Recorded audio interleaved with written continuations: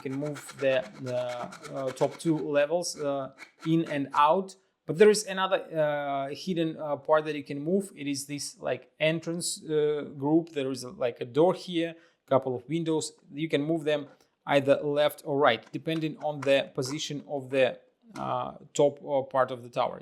The Dracula's tower is a 3D printed puzzle. They come together and they move a little bit, as you can see. But that seems like all moving parts in this puzzle, and yet you still have to figure out the way how to open the secret compartment.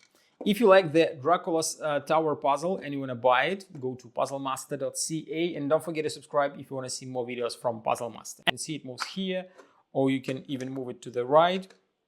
So what is actually happening inside? There is a maze, and you have to solve this maze, but you don't see what is happening inside. That means that you have to solve it without seeing the maze, but still figure out the way how to move you through the maze, which is not so difficult. As you can see, I already solved the maze, and I can reveal the secret compartment. There is a Puzzle Master token inside.